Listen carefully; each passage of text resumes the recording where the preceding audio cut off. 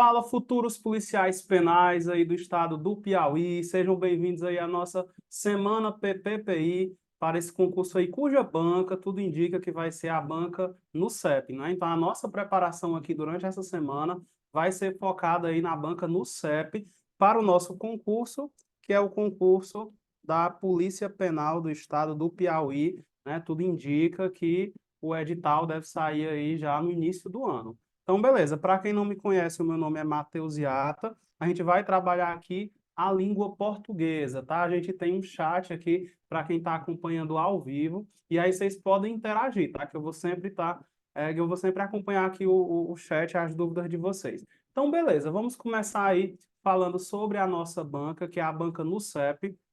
Eu venho estudando essa banca há bastante tempo, viu? Há muito tempo. E eu coleciono provas. Sempre que tem uma prova da banca no CEP, eu vou lá e faço o download. Eu sempre estudo aí a banca, beleza? Então, bora lá comentar sobre a nossa banca. A gente vai começar aqui com conteúdo de pontuação, tá? A gente vai trabalhar três conteúdos importantes aí para a nossa prova. A gente vai iniciar por pontuação, certo? E sempre na nossa preparação a gente faz um raio-x aí da banca, o que que a banca mais gosta de cobrar. A banca no CEP é uma banca de nível fácil para nível médio, tá? Não é uma banca difícil, é uma banca bastante previsível. A gente consegue prever aí o que que vai estar na nossa prova. Então, é com base nisso que a gente vai trabalhar. Em relação à pontuação, a nossa banca, ela gosta de cobrar o quê? Então, vamos anotar aí, fazer o nosso raio-x. Em relação à pontuação, a banca, ela gosta de cobrar principalmente o uso da vírgula. Então, vamos anotar aí, principalmente o uso da vírgula. Deixa eu colocar de uma cor azul aqui. Então, em relação ao uso da vírgula, aí aqui vocês aproveitem aí para já pegar os macetes do que a banca cobra. Em relação ao uso da vírgula, a gente estuda o uso da vírgula de maneira facultativa, de maneira obrigatória, onde que é proibido o uso da vírgula, onde que é obrigatório e onde que é facultativo. Então, o que que a gente vai trabalhar aqui hoje? A gente vai colocar aqui um caso de uso proibido, um caso de uso obrigatório e um caso de uso facultativo, tá? Se eu não me engano, eu coloquei aqui dois casos de uso obrigatório. E o restante, isso aqui é como se fosse 80% da prova. 80% das questões de pontuação da banca é apenas de uso da vírgula. Depois de vírgula, a gente vai ter aqui outros, né? Vamos colocar aqui outros, que é o uso das aspas, uso dos parênteses, do travessão, beleza? Então vamos relembrar aqui. Onde que é proibido o uso da vírgula? Então vou colocar aqui um símbolo. Vou dizer aqui tópico 1, tópico 2 e tópico 3. A gente fala um pouquinho desses tópicos e aí faz questões. Então bora lá.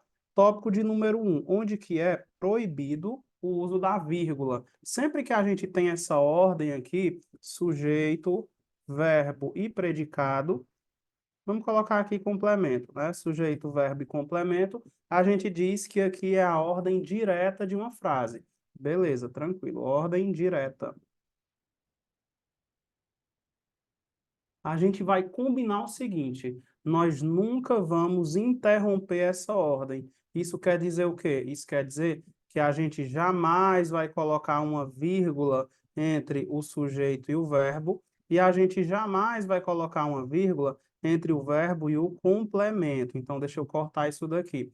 A gente não vai utilizar a vírgula entre o sujeito e o verbo, nem entre o verbo e o complemento. Vamos colocar um exemplo e já vamos para uma questão. Inclusive, pessoal, isso aí é bastante importante também para a questão da redação do nosso concurso, tá? Muita gente erra na redação pontuação.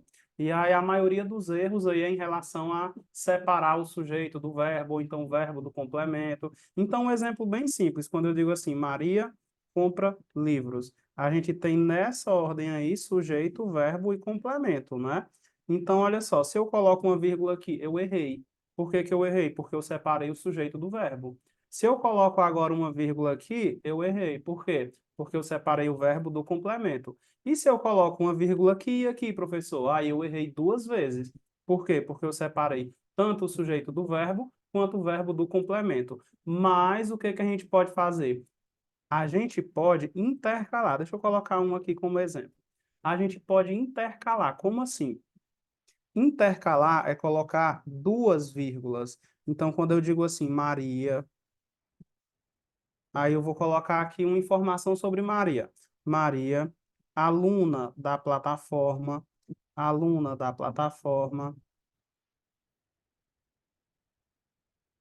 compra livros.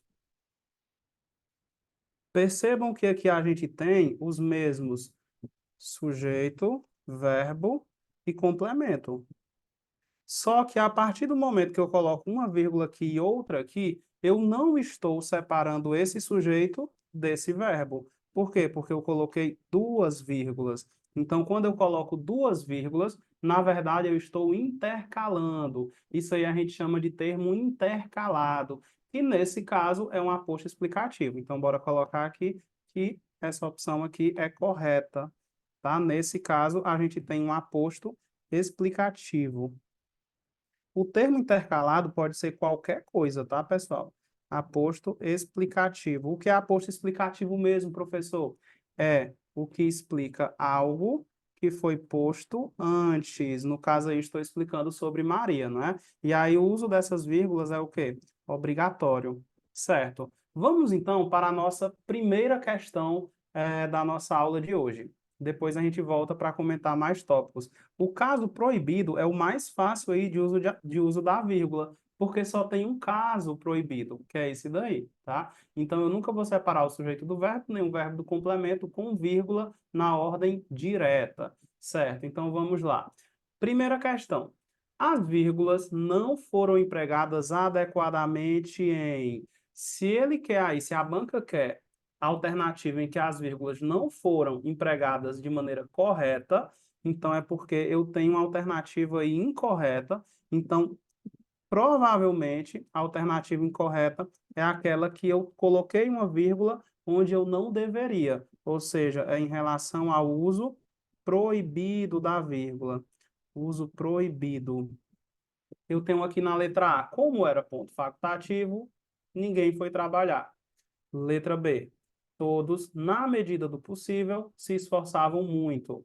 Letra C. Os homens tocavam violão e as mulheres flauta. Letra D. Pularam o muro, arrebentaram a porta, roubaram tudo. E letra E. Denise, a mais nova do grupo, foi vencedora. Quero saber aí de vocês, da galera que está assistindo aí ao vivo, o que que vocês acham aí em relação a essa primeira questão? O que que vocês marcariam aí? Quero ver a participação de vocês. Aqui não tem problema a gente errar, tá? Não pode errar no dia da prova. Então, bora lá. Aqui eu já quero começar falando o seguinte: eu tenho esse termo aqui e eu tenho esse termo aqui. O que a gente acabou de falar foi o quê? Sempre que a gente tem um termo intercalado, não tem problema. Percebam que aqui todos é o sujeito, não é? Todos é o sujeito, todos se esforçavam é o verbo. Essa questão não tem erro porque eu coloquei o quê? Duas vírgulas. E a gente viu que colocar duas vírgulas pode, não é? Então, aqui a gente vai dizer que está correto. Somente com a informação que a gente colocou lá, já deu para analisar a letra B. Na letra E, a gente tem o seguinte: Denise é o sujeito também, e foi é o verbo, não é? Então, a gente vê que aqui tem duas vírgulas. Então, eu não estou separando o sujeito do verbo, eu estou intercalando informação. Então, aqui também está correto. Essa informação a gente viu lá que é o quê? Um aposto explicativo. Por que que é um aposto explicativo? Porque explica sobre algo posto antes, tá? Que no caso é Denise. Beleza. Na letra B, a gente tem aqui um adjunto adverbial. Adjunto adverbial. A gente vai já falar sobre isso, tá? Então, letra B e letra E, a gente não separou nada, certo? Agora vamos analisar aí a letra D. Pularam o muro, arrebentaram a porta, roubaram tudo. O que que a pessoa está fazendo aqui? Está fazendo uma enumeração, ó. Pulou o muro, depois arrebentou a porta, depois roubou tudo. Está fazendo uma enumeração. E aqui eu já vou adiantar, tá? Para quando a gente estiver falando dos itens obrigatórios, Sempre em uma enumeração, o uso da vírgula é obrigatório. Enumeração, o uso da vírgula é obrigatório. Então, olha só, aqui está correto. Quando eu digo assim, comprei arroz, feijão, tenho que colocar a vírgula, né? Porque eu estou listando itens, enumerando. Então, a gente fica entre letra A e letra C.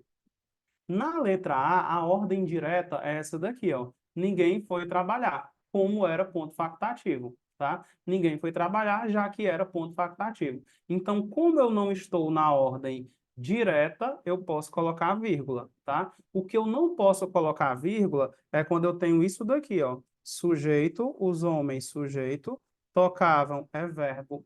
Opa, aqui de cara eu separei o quê? O sujeito do verbo. Então, o nosso erro se encontra aqui na letra C, tranquilo? Letra C de concursado, que é o que vocês serão no próximo ano, com fé em Deus. Beleza, então coloquei aqui que a gente já viu o item proibido. Agora a gente vai ver.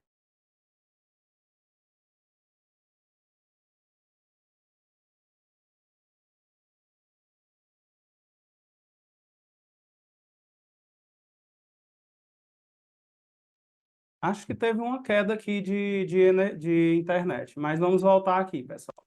Deixa eu só compartilhar aqui minha tela com vocês para a gente voltar ao que a gente estava comentando aqui, que é sobre o uso proibido da vírgula, né? Aliás, a gente encerrou o uso proibido e agora a gente vai para o uso obrigatório. Então, bora lá.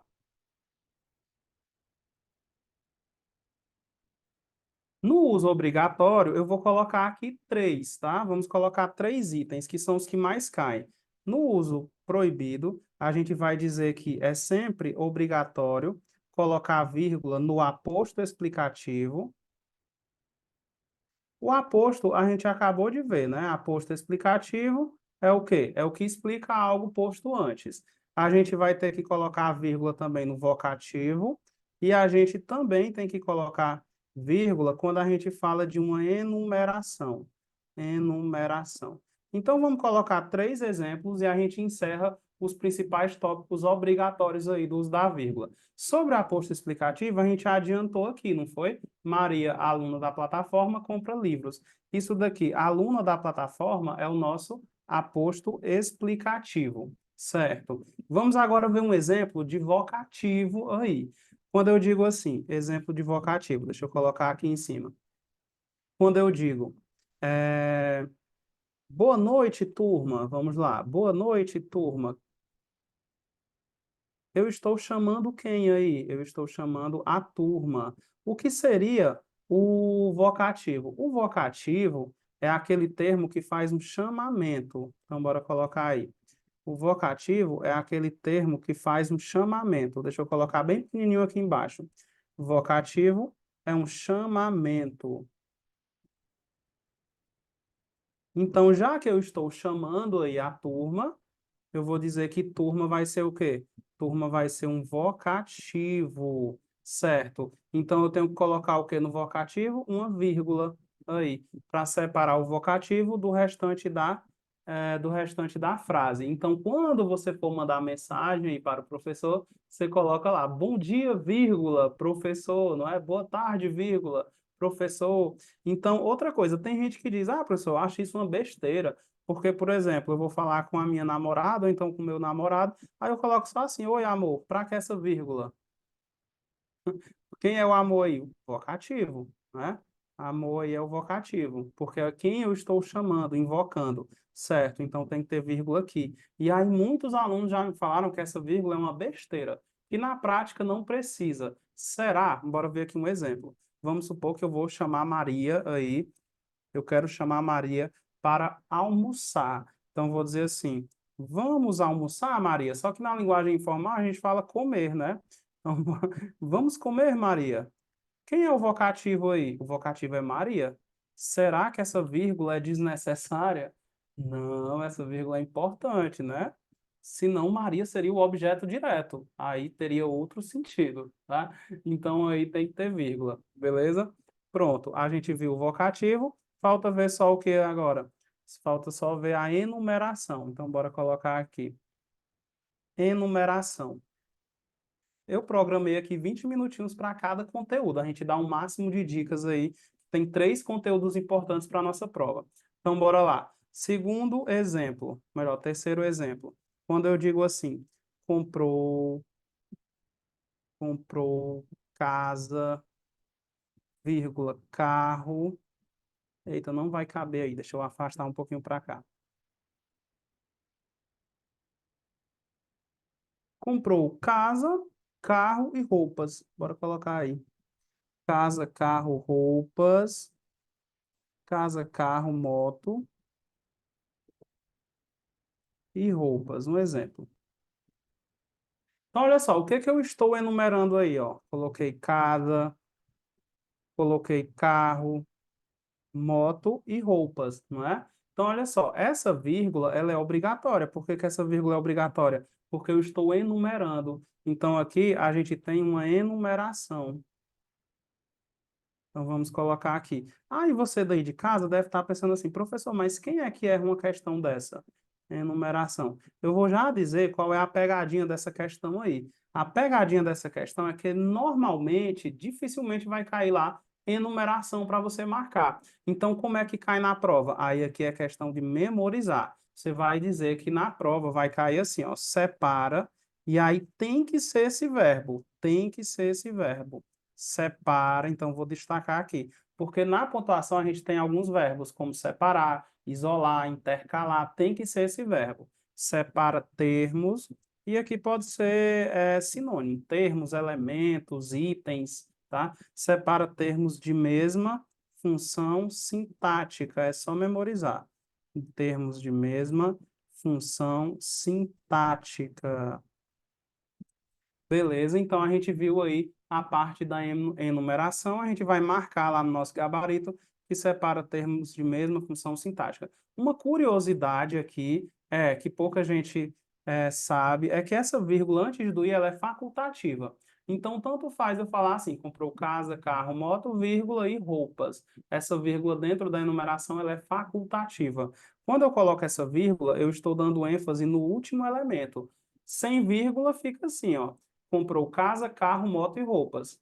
Com vírgula, comprou casa, carro, moto e roupas. Tipo, eu não esqueci as roupas, certo? Mas, professor, e se eu quiser tirar esse i, pode? Pode. Se eu tiro o i, aí eu tenho que colocar a vírgula em todos. Comprou casa, carro, moto, roupas, tá? Se eu tiro o i, eu coloco vírgula em todos. Que, inclusive, eu acho que foi o caso dessa questão, né? Não tem a letra i, ó. Pularam o muro aqui, pularam o muro, vírgula, arrebentaram a porta, vírgula, roubaram tudo, ponto. Não tem o i, né? Se eu colocasse o i aqui, eu poderia colocar sem a vírgula, né?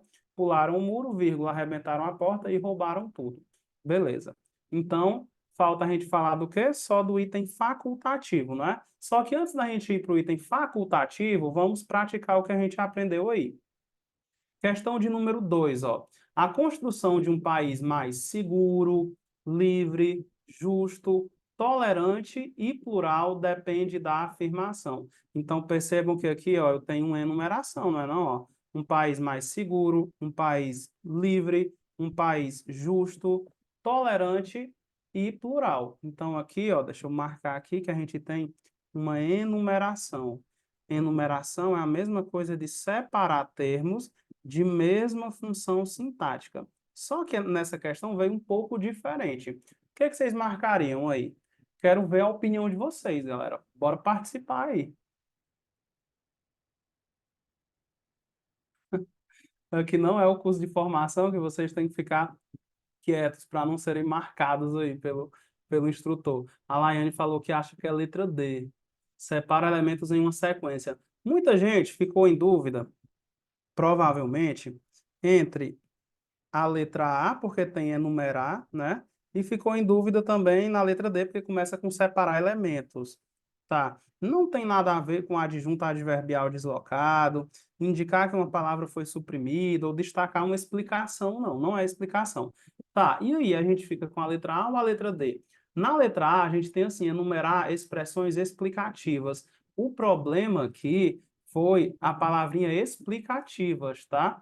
O que seria enumerar expressões explicativas? Por exemplo, Vou pegar aqui um exemplo do Pablo, né? Nosso aluno ao vivo aí. Pablo, aí eu coloco assim, Pablo, vírgula, aluno da plataforma, vírgula, futuro policial penal do Piauí, vírgula. Começo a colocar explicações sobre Pablo.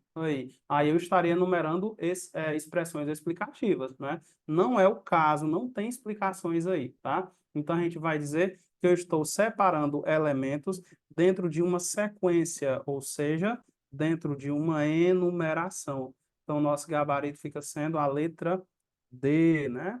Pronto, muito bem. Vamos lá para a questão de número 3. A gente tem aqui uma questão do último concurso aí da Polícia Militar do Piauí, que agora é nível superior, né? Bora lá. Obrigado, Polícia Militar. Vocês são os anjos da guarda da sociedade, nossos heróis anônimos. Aí, qual é o novo padrão da banca que se iniciou de 2020 até o presente? A banca, ela coloca aqui um texto padrão. Como assim? Ó? Ela diz assim: por ser texto identificado com o gênero cartaz, o emprego da língua padrão, olha só, é isso que ela vai colocar em sua prova. O emprego da língua padrão não é de rigor. Porém, se o texto verbal fizesse parte de um gênero que habitualmente faz uso dessa língua padrão, ou seja, faz uso dessa língua formal, como editorial, seria necessário traduzindo. Aqui a gente vai marcar uma alternativa que siga a língua padrão, ou seja, que não tenha erros de português. E aqui a banca quer dizer que temos um erro de português. Para deixar na linguagem formal, qual seria o erro que a gente deveria corrigir aí? A gente já vê de cara, não? Ó, obrigado, Polícia Militar. Quem é que eu estou invocando aí? Eu estou agradecendo à Polícia Militar, não é? Então, eu estou invocando a polícia. A Polícia Militar é o nosso o quê? Vocativo. Beleza? Então, se é o vocativo, eu tenho que separar aí do restante da frase. Então, eu tenho que falar assim, ó, obrigado, vírgula, polícia militar. Vocês são os anjos da guarda da sociedade. Então, aqui a gente vai dizer que faltou a vírgula do vocativo. Questão simples e fácil aí de pontuação que muita gente errou nesse concurso, ó. Empregar a vírgula imediatamente após o termo obrigado, para separar do vocativo. Beleza? Então, gabarito letra A. E para finalizar, a gente vai ter aqui, ó, deixa eu só falar do último, facultativo. O que que mais cai em prova de facultativo? O adjunto adverbial. Então, dá para a gente anotar bem aqui embaixo. O adjunto adverbial. O que seria o adjunto adverbial? E aí a gente encerra. Adjunto adverbial é quando a gente pergunta para a nossa banca, com toda a certeza do mundo, isso daqui vai estar na prova. Vai ter uma questão de adjunto adverbial, seja ela em sintaxe, seja ela em pontuação, seja ela em morfologia, vai ter uma questão de adjunto adverbial, seja ela em semântica, tá? Então vamos primeiro aprender como a gente identifica um adjunto adverbial. A gente sempre vai perguntar, sempre quando a gente perguntar, aliás, como, quando e onde, como, quando e onde, e a gente encontrar uma resposta, a gente vai dizer que essa resposta é um adjunto adverbial. Se eu pergunto como e acho uma resposta, é adjunto adverbial de modo. Se eu pergunto quando e acho uma resposta, é adjunto adverbial de tempo. E se eu pergunto onde e acho uma resposta, adjunto adverbial de lugar. O que que a gramática diz sobre o adjunto adverbial? A gramática diz que quando o adjunto adverbial aparece deslocado, bora anotar aí, aparece deslocado. Quando é que ele aparece deslocado? A posição do adjunto adverbial na ordem direta é aqui, ó. A sequência da ordem direta é sujeito, verbo, complemento e adjunto adverbial. Então, bora colocar aqui. Adjunto adverbial. A gramática diz que quando o adjunto vem deslocado, ou seja, quando ele aparece no início ou no meio, tá? No início ou no meio. Quando ele aparece deslocado, a gente vai combinar uma coisa. Se esse adjunto adverbial tiver até duas palavras, a gente vai dizer que a vírgula ela é facultativa, que é o caso aí da nossa questão. Já se houver mais de duas palavras, três ou mais palavras, a gente vai dizer que a vírgula ela é obrigatória. Lembrando, na nossa redação, Mesmo se for facultativo, a gente coloca vírgula, tá? Só um exemplo e a gente encerra a pontuação, as nossas considerações, dicas aí para a nossa prova da Polícia Penal do Piauí. Quando eu digo assim, no Brasil, os índices de homicídio estão aumentando. Olha só, quando eu faço a perguntinha onde? No Brasil.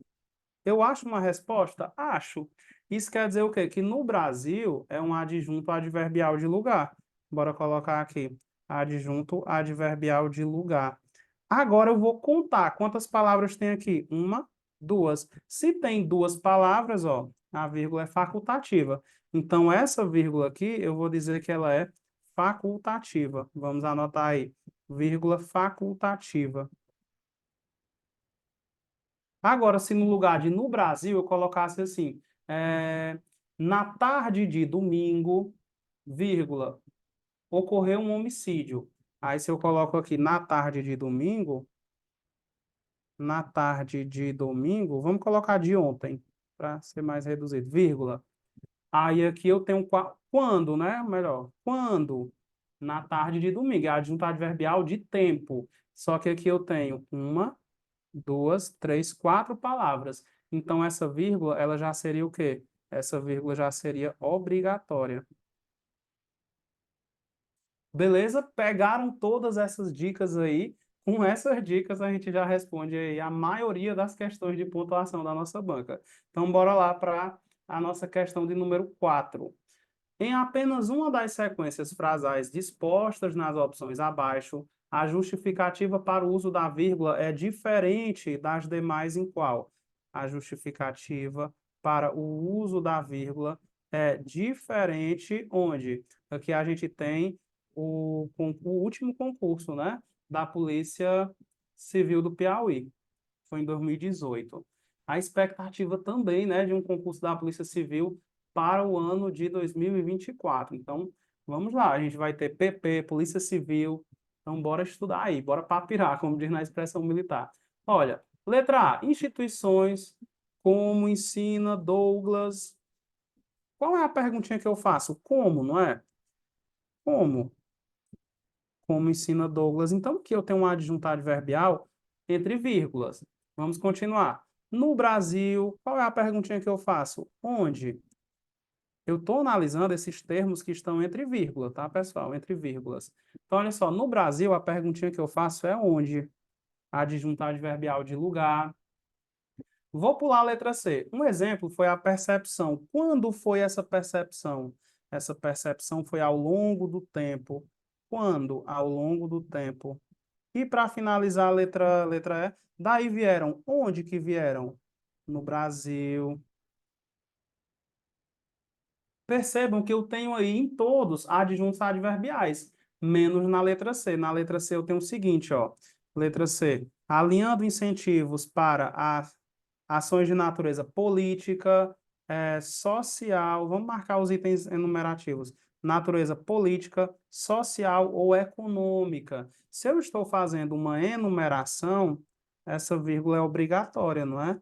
Enumeração. Então, essa vírgula é obrigatória, tá? Então, letra C, a justificativa é diferente. É porque nós temos uma enumeração e separa termos de mesma função sintática, diferente das outras, que a gente tem aí adjuntos adverbiais, certo? Com isso, a gente finaliza com nossas considerações de pontuação. Podemos ir aí para o nosso próximo tópico.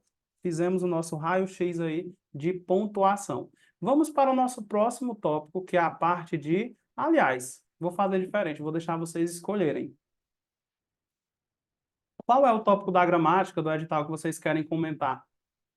Regência? Então tá, vocês, vocês que mandam. Vamos aí estudar regência. Lembrando que vocês que mandam, tá, galera? Vamos fazer aqui o nosso raio-x em relação à regência. Em relação à regência, só tem duas coisas que a banca cobra. Apenas duas coisas. Então, bora colocar essas duas coisas. Ou a banca vai trazer uma questão de verbos concursísticos. Professor, nunca estudei esse assunto. O que é isso? Verbos concursísticos. Ou a banca vai trazer uma questão de pronome relativo dentro aí de regência. Primeiro, o que é regência, professor? Que eu não sei o que é regência. Regência nada mais é do que o uso correto da preposição. Quando a gente fala de concordância, a gente tem uma noção, não é? O verbo tem que concordar com o sujeito. Se um tiver no singular, o outro tem que estar no singular, plural, plural. A gente tem noção. Só que quando chega em regência, o aluno fica com dúvida. Regência nada mais é do que o uso da preposição. Um exemplo bem rápido aqui.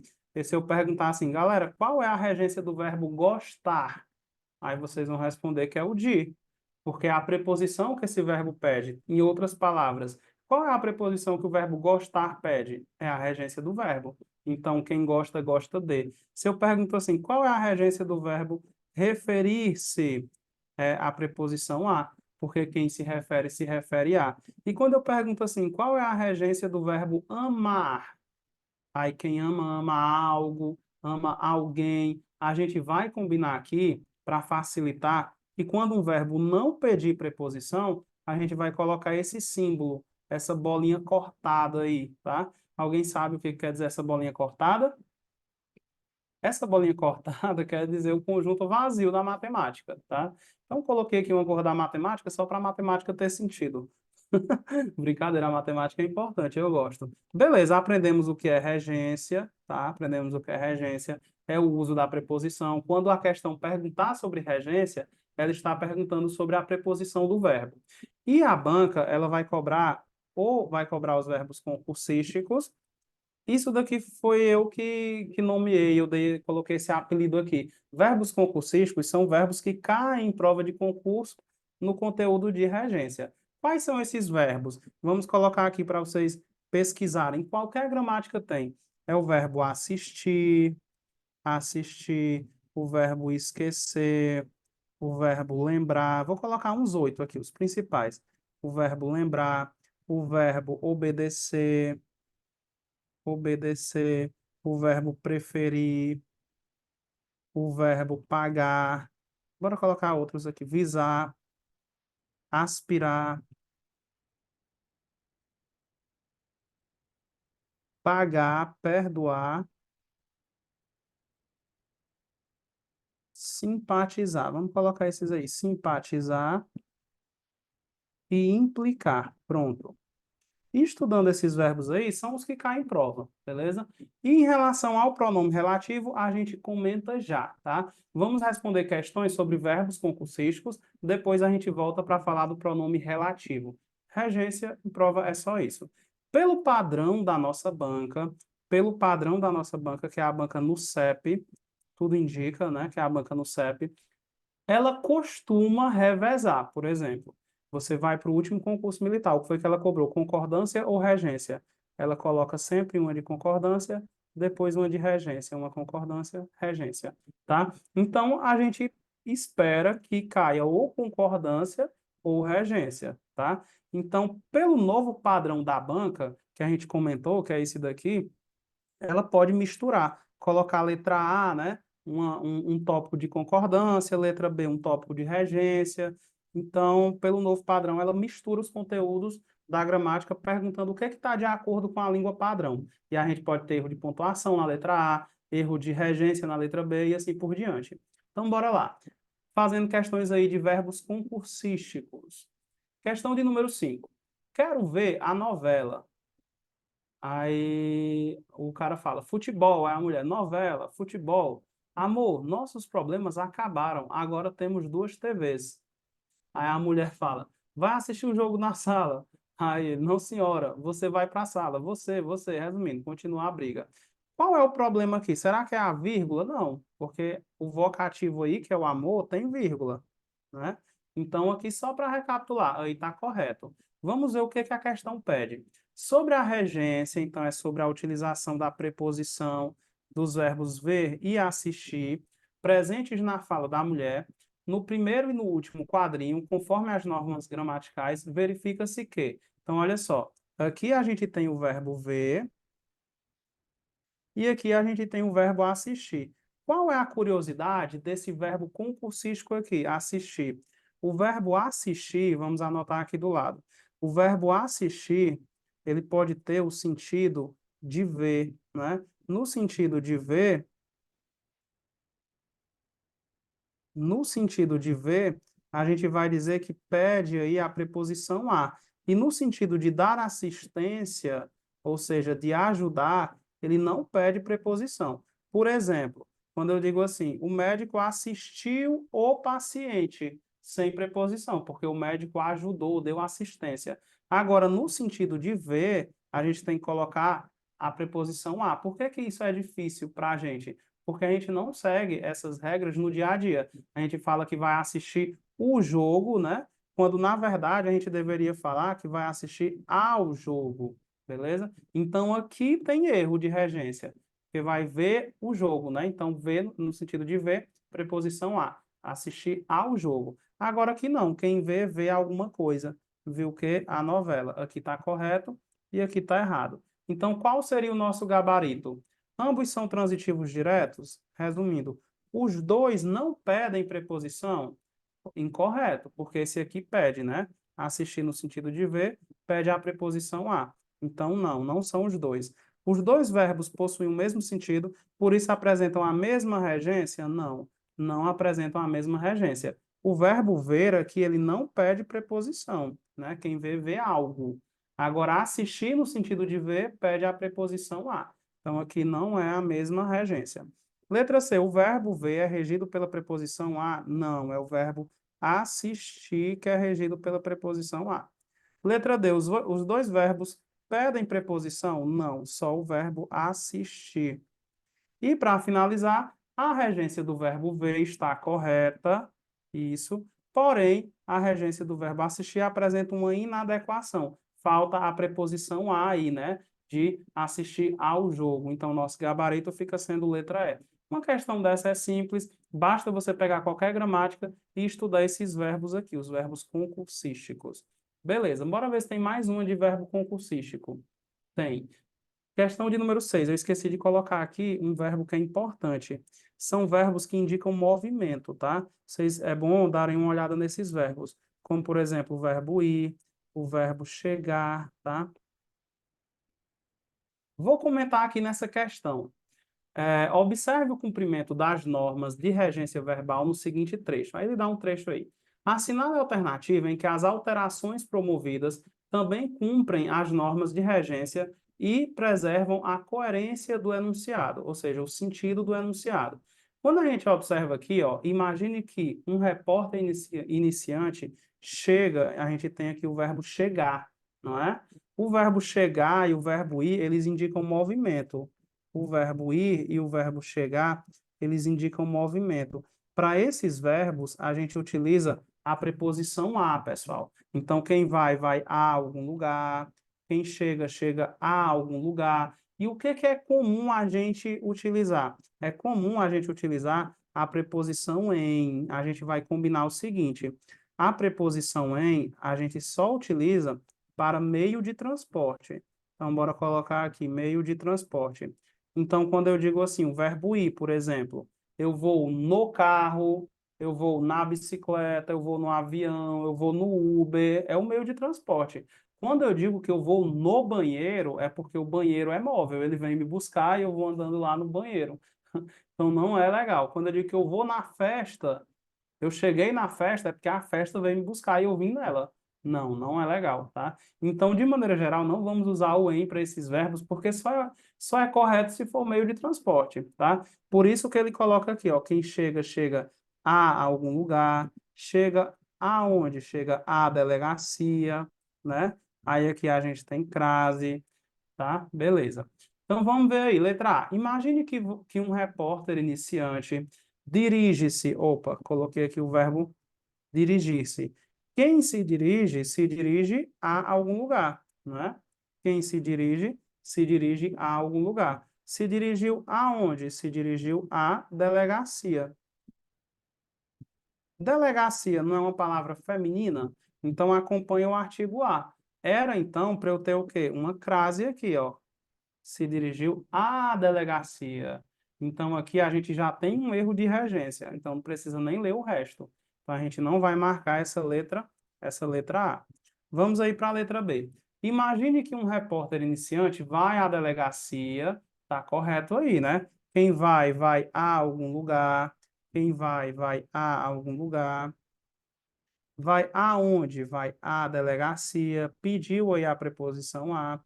Então, a gente vai ter o quê? Crase. Aqui está correto. Vamos ver o restante. Logo pela manhã, encontra a seguinte ocorrência. Quem encontra algo, encontrou o quê? A ocorrência. Então, aí está tudo certinho. O nosso gabarito, então, vai ser a letra B. Mas vamos analisar as outras. Imagine que um repórter iniciante adentra em algum lugar, né? Então, adentra na delegacia. Era para ser na delegacia. Então, aqui também tem erro. Então, não precisa nem ler o restante. Imagine que você, um repórter iniciante, ao entrar na delegacia, faltou a preposição em, né? Quem entra, entra em algum lugar. Então, não precisa nem ler o restante também. E para finalizar, imagine você que um repórter iniciante aparece na delegacia e é surpreendido com. Quem é surpreendido? É surpreendido com alguma coisa e não sobre, tá? Então, aqui também tem erro. Gabarito, letra B. O que a gente vai fazer aqui agora?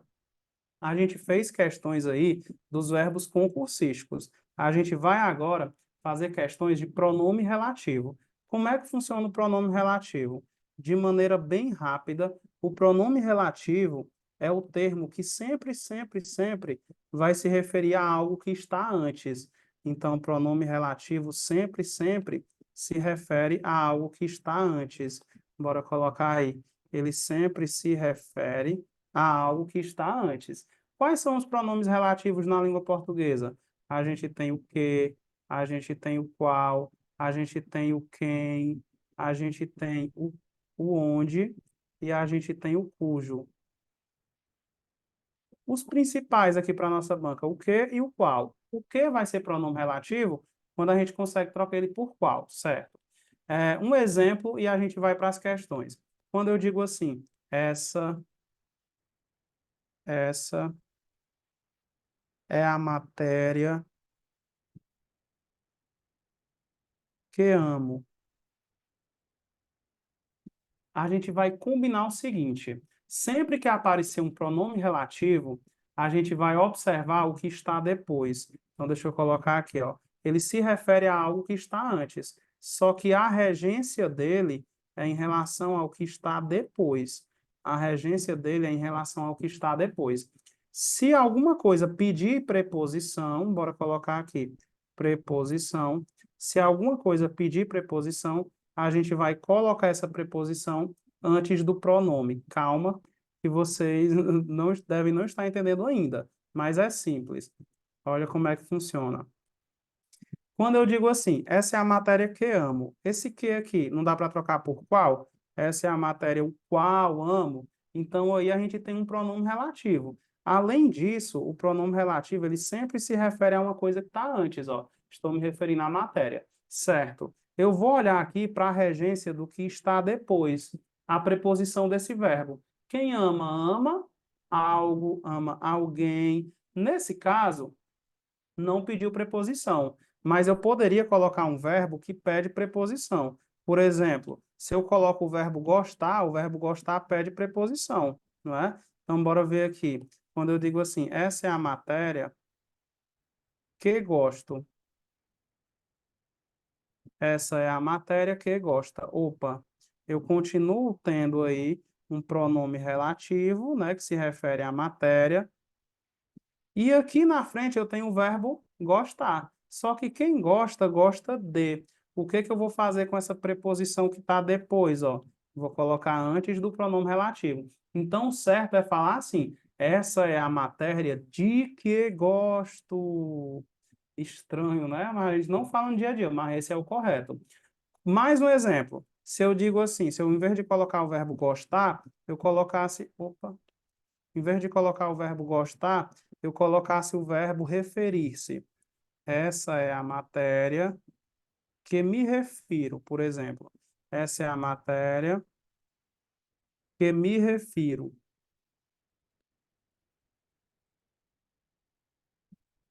Qual é o verbo e agora? Não é o verbo referir-se? Quem se refere não se refere a? Então, o certo é falar assim, essa é a matéria a que me refiro. E esse tipo de questão é o que mais cai hoje em dia na banca no CEP. Vamos ver aqui, ó. A gente tem questão de número 7, questão de pronome relativo, ó. Assinale a alternativa na qual as regras de regência verbal foram atendidas. Se vocês observarem, em todas essas alternativas, a gente vai ter aqui, ó, pronome relativo, pronome relativo, pronome relativo e pronome relativo. Qual é a dica? Fácil, fácil, fácil. Você vai olhar para o que está depois. Quem convive, convive com. Quem convive, convive com. Aí você vai ver se casou. Ele colocou a preposição com aqui? Não, colocou a preposição de. Então, o certo é falar assim, ó. Nem prestamos atenção na diversidade de línguas com as quais convivemos. A gente joga a preposição para antes do pronome relativo, né? Simples. Esse verbo aqui cai demais, ó. Deixa eu até marcar ele com uma cor bem diferente. Ó, ele apareceu aqui. Na próxima questão, que é a última de regência, ele também aparece. Deixa eu ver se eu consigo localizar ele aqui. É o verbo resultar, não é? Ó? Pronto.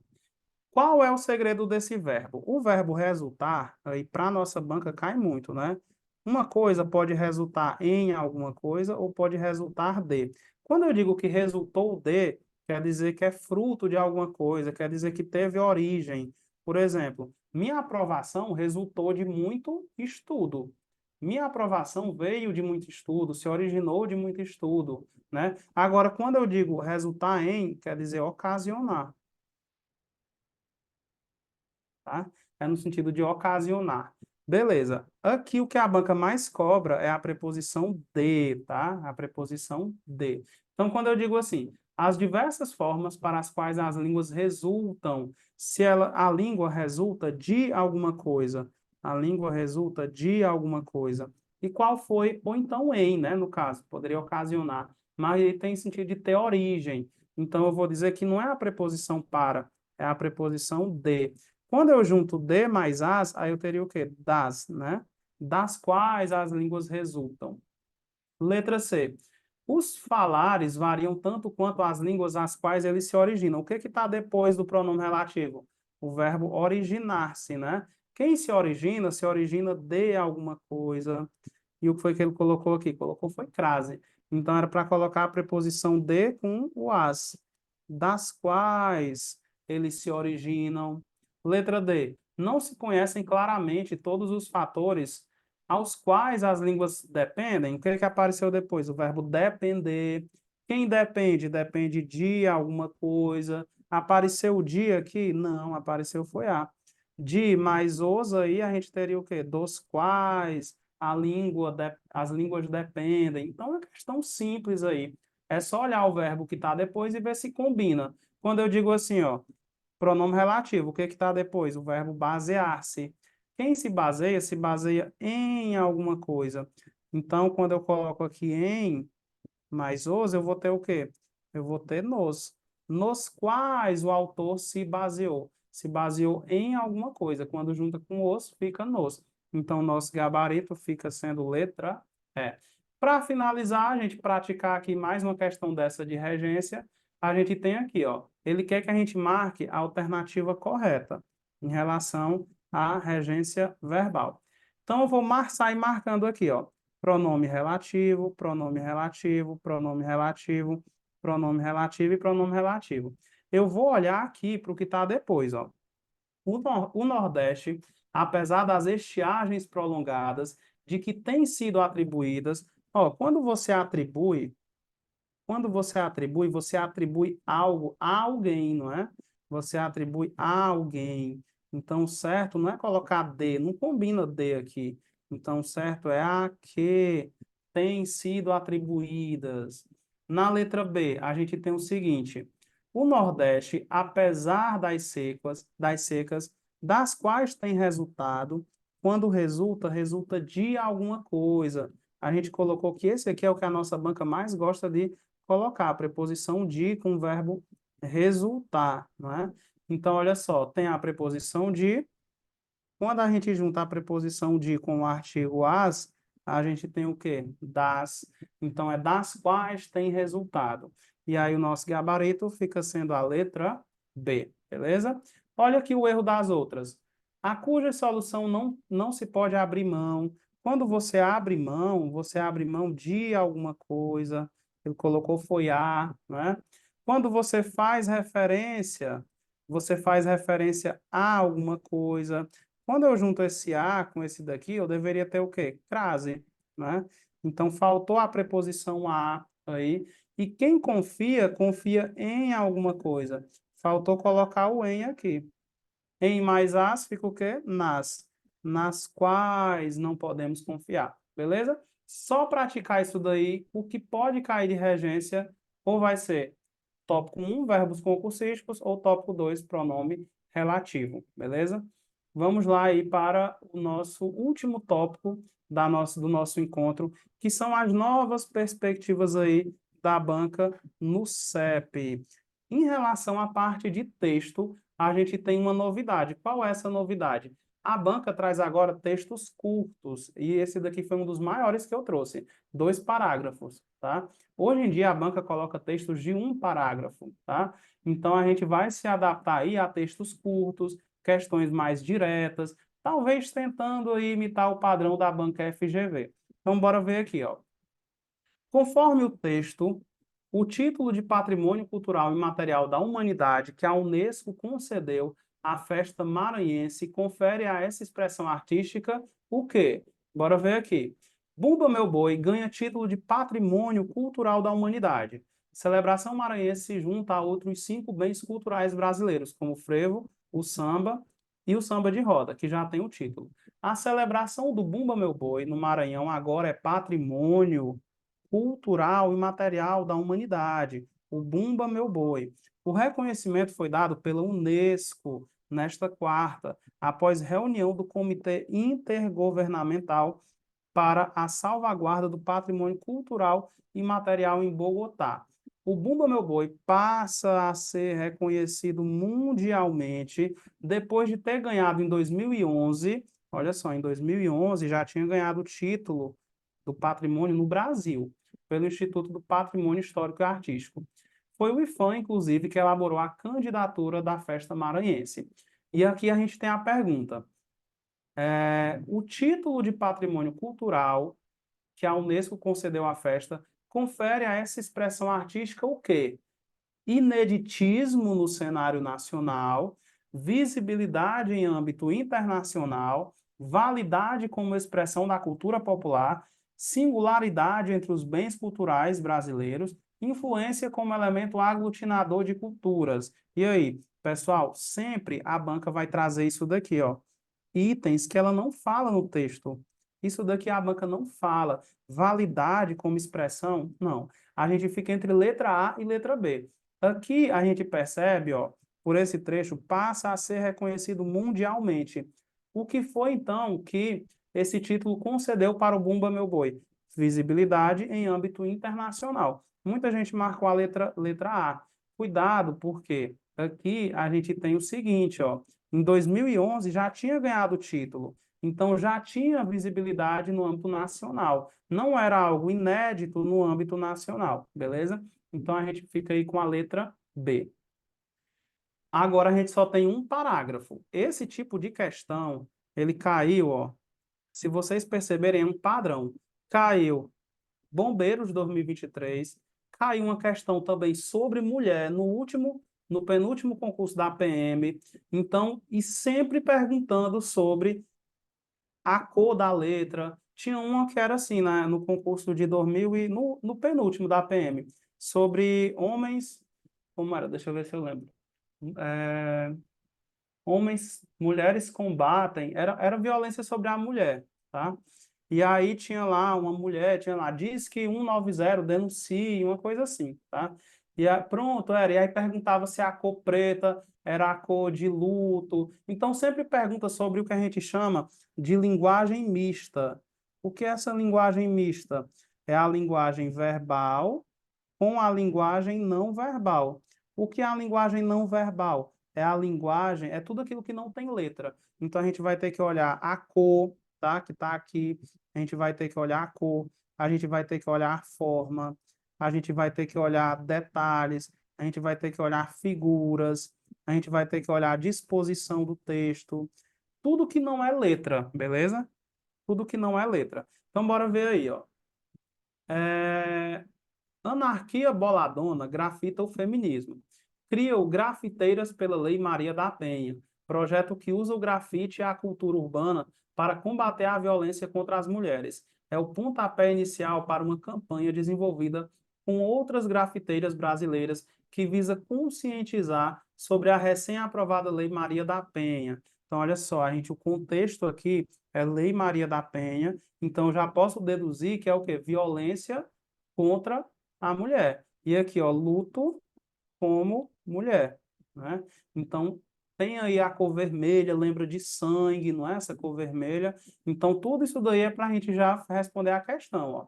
Com base na imagem e no texto, avalie as seguintes afirmações. A frase presente no grafite é irrelevante para a compreensão de que se trata de uma obra associada ao feminicídio. Primeiro, a frase aí a gente vai ter o quê? A frase é a linguagem verbal. Traduzindo, ele diz aí que a linguagem verbal desse texto, a gente tem linguagem verbal e não verbal, é irrelevante para a gente entender o texto? Não. Olha só, isso é totalmente irrelevante, né? Porque aqui a gente vai ter a cor vermelha, que remete ao sangue, a gente vai ter luto como mulher, da ideia de lutar, combate, como luto também da palavra luto, esse duplo sentido. Então, não é irrelevante, não, isso daí. Então, isso aqui está errado. Vamos ver aí o item de número 2. A cor vermelha, olha só, agora a questão mais uma vez perguntando da cor, igual a do penúltimo concurso da PM. A cor vermelha da tinta utilizada na frase luto como mulher contribui para a associação com a luta contra o feminicídio, tematizado pelo artista, correto? E ainda a gente pode inferir por aqui, né? Lei Maria da Penha, violência contra a mulher, luta de luta e corporal, beleza. E também a luta no sentido figurado, né? De ser contra o feminicídio e também do luto, a expressão luto, que, olha só, é o item de número 3. A palavra luto no grafite produz um duplo sentido, remetendo tanto ao enfrentamento e resistência da luta das mulheres perante a violência que sofrem, quanto ao luto associado ao sentimento de dor e empatia perante a violência e as mortes já registradas. Então, aqui a gente vai dizer que faz total sentido gerar esse duplo sentido, né? Item de número 4. Na frase grafitada em vermelho, o como pode ser substituído por perante sem alterar o sentido da frase, pois ambas as palavras são preposições. Olha, quando eu digo assim, luto como mulher e luto perante mulher, é diferente, tá? Luto como mulher é lutar na situação de uma mulher, né? Perante mulher é diante de uma mulher. Eu luto diante de uma mulher, perante uma mulher. É diferente, né? De como mulher, então aqui a gente tem sentidos diferentes, sentidos diferentes. A gente não vai marcar essa daí, não. Não tem o mesmo sentido, tá? E item de número 5, viajou total. Tomara que não caia uma dessa na nossa prova. A imagem da mulher no grafite está associada ao papel da mulher no mercado de trabalho. Será que aqui é uma divulgação aí sobre a profissão de grafite para contratem mulheres para serem grafiteiras no mercado? Não, não é isso daí, não. Viajou, né? Não é o papel aí, o objetivo desse texto. Não tem a ver com o mercado de trabalho. Então, a gente fica só com o item 2 e o item o quê? 3. Gabarito letra B. Fácil, né? A gente tem questões agora sim de um parágrafo, fica melhor, né? Com mais tempo para a gente resolver outras coisas na nossa prova. Questão de número 11. A dica é, sempre que você estiver respondendo, a gente só tem essa questão e outra, a gente encerra. Sempre que você estiver respondendo, vá destacando aí as informações principais, quando o texto for um texto verbal, como esse, ó. A maneira mais clara e fácil de decretar o fim de uma pandemia, está falando sobre pandemia, seria se não houvesse mais circulação do SARS-CoV-2, o coronavírus causador da Covid-19. Então, você que está falando sobre pandemia.